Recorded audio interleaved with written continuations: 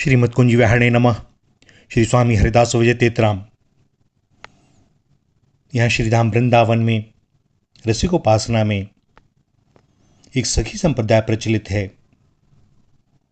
सखी संप्रदाय में अपने को भगवान की आज्ञाकारिणी सखी सहचरी मानकर और भगवान श्री कृष्ण को अपना प्रीतम सखा समझकर उपासना की जाती है।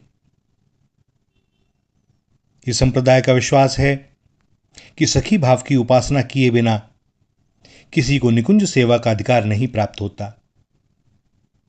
सत्य बात तो यह है कि उपासना के अनेकों मार्ग हैं। भगवान ने सरल से सरल और कठिन से कठिन सभी मार्ग हमारे कल्याण के लिए बनाए हैं।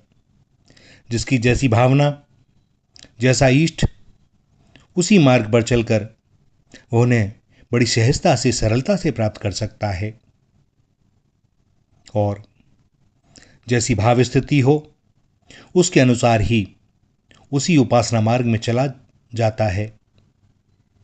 कहीं ऐसा ना हो कि हमारे इष्ट तो चले आ रहे हैं राम, और हम बाद में किसी और मंत्र की दीक्षा ले लें, या कृष्ण तो किसी और मंत्र की दीक्षा ले लें। भैया चित्त न लगेगा, क्योंकि चित्त में तो पहले से कोई बैठा हुआ है। सो जो बैठा हुआ है उसी से संबंधित उपासना पद्धति का अनुसरण करना चाहिए और उस उपासना को परिपक्वता प्रदान करने हेतु उसी मार्ग के सद्गुरु का वर्ण करना चाहिए। भक्त प्रवर शाह जी, जिन्हें श्री ललित किशोरी जी कहते थे, और नथुनी बाबा, ये दोनों सखी संप्रदाय में सर्वमान्य भक्त हुए हैं। श्री ललित किशोरी जी वृंदावन में ललित निकुंज के भीतर रहते थे और नथुनी बाबा ब्राह्मण कुलभूषण थे। ये परम रसिक, निष्प्रह, सदा प्रसन्न और भगवान की रूप रस माधुरी में नित्य छके रहने वाले थे। वृंदावन में नथुनी बाबा सखी भाव से रहते थे। भगवत संगी ही इन्हें प्रिय थे और भगवान राधा रमण परमाराध्य देव थे। ये सदा नथ धारण करते थे और इसी कारण से लोग इन्हें नथुनी बाबा कहने लगे। वृंदावन की एक प्राचीन मंदिर के कुंज में इनका निवास था। 6 महीने बीतने पर एक बार कुंज का द्वार खुलता था। उस समय वृंदावन के सभी संत महात्मा भक्त सखी जी का दर्शन करने जाते और उनके मुखारविंद से अमृतोपम माधुर्य रस की कथा सुनकर कृतकृत्य होते। सत्संग की यही महिमा है जिससे भगवान की रसभरी कथा सुनने को प्राप्त होती है।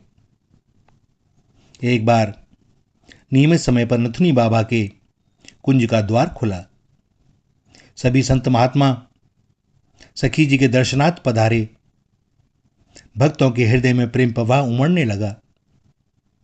श्री ललित किशोरी जी भी श्री राधा रमण के प्रसाद का पेड़ा लेकर वहां पधारे और नथुनी बाबा उर्फ सखी जी को प्रणाम करके एक कोने में बैठ गए। श्री ललित किशोरी जी और नथुनी बाबा इन दोनों भक्तों के समागम से सामने बैठी भक्त मंडली बड़ी संतुष्ट हुई।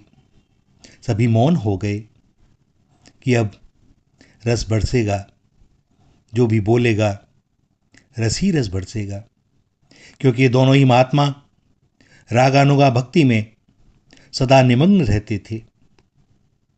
श्री ललित किशोरी जी को देखकर नथुनी बाबा नेत्रों से प्रेमाश्रु बहाते हुए गदगद वाणी में बोले, दारी आई क्या? जीवन सफल करने में कोई कसर न रखना। भैया, यह दारी प्रेम की गाली है। जार पति से मिलने वाली स्त्री के लिए इस शब्द का प्रयोग होता है। परकीया प्रेमोपासना के कारण ऐसा कहा जाता है।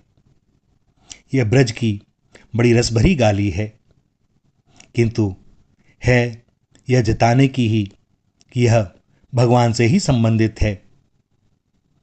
और यह सुनकर श्री ललित किशोरी जी भी प्रेम प्रवाह में बहते हुए बोले, हाँ जी, आपके पास आई हूं, मेरी अभिलाषा पूरी करियो। कोई दिलवर की डगर बताए दे रे, लोचन कंज कुटिल भ्रकुटी कच, कानन कथा सुनाए दे रे, ललित किशोरी मेरी वाकी, चित्त की सांट मिलाए दे रे, जाके रंग रंग्यो सब तन मन, ताकि झलक दिखाई दे रे। और यह गीत गाकर श्री ललित किशोरी जी पुनः बोले, कभी आप भी ललित कुंज में पधारो।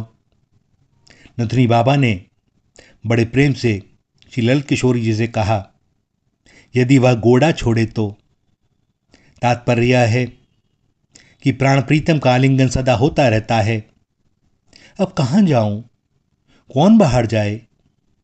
इतना सुनकर श्री ललित किशोरी जी गदगद हो गए और दंडवत प्रणाम करके लौट आए।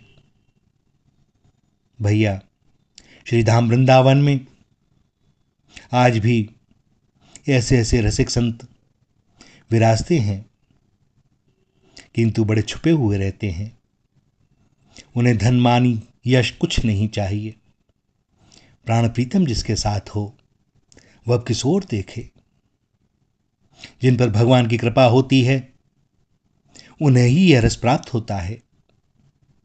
श्री राधा, श्री राधा, श्री राधा।